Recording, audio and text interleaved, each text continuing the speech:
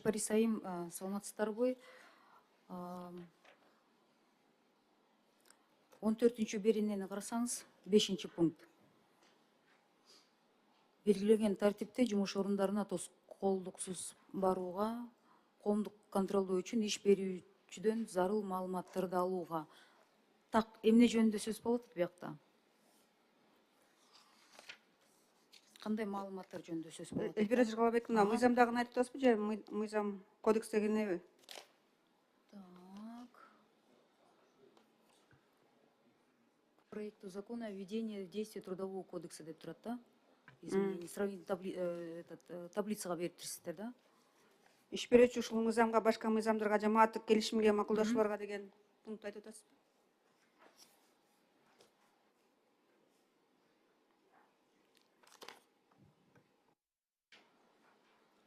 Так, Кыргыз Республикасынын эмгек кодексин колдонууга киргизүү жана Кыргыз Республикасы эмгек чөйрөсүндөгү айрым мыйзам актыларына өзгөртүүлөр киргизүү жөнүндөгү долбооруна салыштырма таблицасын окуп атам.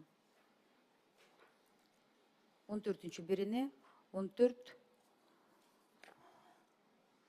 кызматкерлердин өкүлдөрүнүн ыйгарым укуктары деп. Кызматкерлердин өкүлдөрүнүн Социалдык өнөктөштүккө кызматкерлердин өкүлдөрү, кесиптик бирликтер жана алардын бирикмелери деген 14 биринчи кызматкерлер өзүңүздөр билгендей бизде социальный партнерство деген бар. Ошонун негизинде работодательдер, профсоюздар, анан министрлик кабинети чогуу жумушту алып барышат. Атайын Бул жерде профсоюздар жөнүндө сөз болуп атат, профсоюздар түзүлөт, өкүлдөрү деген, кызматкерлердин өкүлдөрү. Ошол ишкананын ичинде профсоюз болбосо, жартысынан аз адамдар өзүнчө профсоюз бар болуп ошолорго кошулабы? Азыркы убакта жанагы эгерде жанагындай биздин жана профсоюздар комитетине кошулбаса, өзлөрүнүн дагы ичинде профсоюздук комитет түзүүгө укугу бар. Жок, эгер ичинде ишкананын ичинде түзүлбөсө, жок болсо, мүмкүн иштеп аткан адамдар жетекчилери уруксат бербесе, ошол иштеп жаткан ишкананын жартысынан аз адамдар макулдук берип башка бир профсоюз өкүлдөрү деп бизди таанууга уруксат берип атасыздар да? Болот. Ошондой болуп атат да? Болот. Анда ошол адамдар сырттан келип, ишкананын ичине келип туруп, мага бул кагаздарды бергиле деп жазылып атат да буяктачы. Белгиленген тартипте жумуш ордуна тоскоолдуксуз барууга, коомдук контролдоо үчүн иш берүүчүдөн зарыл маалыматтарды алууга деп жазып атасыздар да. Ошондо сырттан, мисалы, башка бир профсоюз уюму, ишкананын жеке менчик ишкана болобу, мамлекеттик ишкана болобу, айырмасы жок да, Айырмасы жок, независимо от формы собственности. Как профсоюздар комитети бардык иш берүүчүлөрдү ошо жеринен барып, как вопрос защиты трудящихся болгон үчүн имеет право. Тактап бересизби? Ошондо бүгүнкү күндө бизде кайсы ишканаларда, мамлекеттик ишканаларда профсоюздар бар, кайсы жерде жок? Бизде мамлекеттик органдардын бардыгында эле бар. Мен билгениме караганда профсоюздар уюмуна 700 миңден ашык мүчөлөр бар. 700 миңден ашык Кыргызстанда. Эгерде бизде иштегендердин баары ошо 1,5 миллиондой калк иштесе, жанагы жерлерде жана крестьянский хозяйстволордун Мамлекеттик бүт ишканаларда бар, мамлекеттиктен тышкары дагы чоң ассоциация, чоң эмелерде да Кумтөр деген геологоразведочный, где есть организованный сектор труда, ошол жердин баарында эле профсоюздук комитеттер бар. Бирок анын баардыгы биздин профсоюздук комитетке мүчө болуп иштешпейт. Мен бул жерден сурана турган нерсе, орусчасын окуп берейинчи анда. Беспрепятственно посещать в установленном порядке рабочие места, получать от работодателя необходимые сведения для осуществления общественного контроля. Вот слово «необходимые сведения» давайте мы прям четко распишем, Бул экинчи окууга, карап көрөлү. Экинчи окууга ошону карап бериңиздер деп суранам. Анан так, почасовая плата боюнча сезонный жумуштар жөнүндө болсо, келишим болсо кандай болот анда?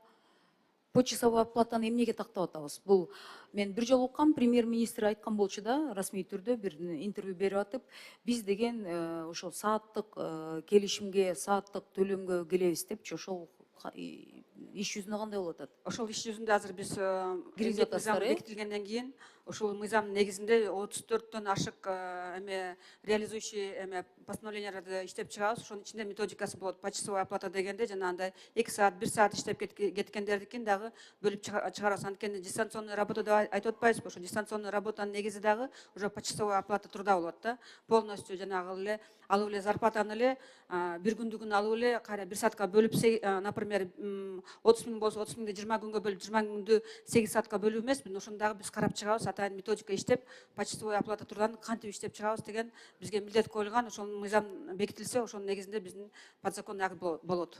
Чапарис Бурунбаевна, ошондо бүгүн Кыргызстанда расмий түрдө жумуш 9да башталып 18:00 бүтөбү? Официально 9-дан 18-ге чейин, бирок кээ бир мамлекеттик органдарда 8-ден 8:30, бирок өзү бир жумада 5 күндүккө 80 саат иштөө деген талап коюлган. Ал эми быйылкы жылга эсептегенде, 24-жылга календардык производственный календарь боюнча 5 күндүк иштегендер бир жылда 250 күн иштешет экен. Ошондо 1992 саат. Ал эми 6 күндүктөр жанагы 7 сааттан иштегендер 106 саат, 106 күн иштешет экен, 1800 саат. Ошондо сиздин, мен бул суроону эмнеге берип атам? Эгер жумуш 9да башталса, иштеген адам мисалы 8де баласын эрте садик алып барып туруп 8де келсе, анда ошол иштөө мөөнөтү 8ден 17ге чейин болуп калабы? Ооба. Сааттык өлчөмдөр киргизсек, э? Ооба. Негизи максат ошол болот атат. Так Ооба. почасовой кылып киргизели деп атабыз да. Ооба. Анан бийик тойлуу райондор боюнча кээ бирөөдө суроолор чыгып атат. Бул жерден так жазылып калабы? Бийик тоолуу райондор боюнча бул мыйзамда эч кандай өзгөрүү болгон жок. Действующий редакцияда калды. Мындан тышкары сиздер өзүңүздөр билгендей, атайын бийик тоолор боюнча өзүнчө мыйзам бар. Ошол жерде мыйзамда белгиленген кандай условиялар бар, жана удлиненный отпуск, пособие по беременности, родам кандай төлөш керек, убактысы, сааты, надбавкалары дагы ошол трудовой кодексте дагы калган, и жанагы высокогорье боюнча мыйзамда да калган. Бул мамлекеттик кызматтагыларга тиешелүү элеби же жалпысынан жеке менчикке? Бардыгына. Эгер жеке менчик компанияда ошондой акылар төлөнбөсө, ал адам сотко бериши мүмкүн, э? Сотко бериш керек. Биздин жанагы арыз менен кайрылса, биздин жанагы госинспекция турда текшерүүгө дагы укуктуу. Рахмат, мен ойлойм, менде бир-эки суроо, аны деген жазуу түрүндө, аны сиз менен да сүйлөшүп экинчи окууга караштырам. Бир сураныч бар да. Биз жакында Турцияга делегация менен барып келсек, аякта деген частное агентство занятости боюнча абдан көп жаш кыздар кетет экен, алданып калып атат дейт. Анан биякта маалыматы жок кетип атат дейт. Арызданган компаниялар боюнча арыз жазылса, мындай реакция жок дейт. Ушуну бир көзөмөлгө ала алабызбы биз? Өзүңүздөр билгендей, биз ошо ЧАЗдар боюнча конвенциянын ратификация боюнча дагы бизде быйылкы жылда планда бар. Ошону быйыл киргизебиз, буйруса жогорку кеңешке. Анан ошондон тышкары дагы бизде ошо 130тан ашык да ушундай частный агентстволор бар экен. Ошолордо текшерүү жүрөт убагында МВД менен чогуу. Алардын жоопкерчилиги кандай негизи? Жоопкерчилиги дагы ошол өзү мыйзамдарда жазылган. Ошо бул жанагы сатуу дегендей эле эмелге чейин барат да, жанагы вербовка деген дагы, адам сатуу деген фактылар болбош үчүн убагында да текшерүүлөр болуп жүрөт. Андан тышкары дагы бизде азыр министрликте атайын колл-центр, именно жумуштуулук боюнча колл-центр ачылды.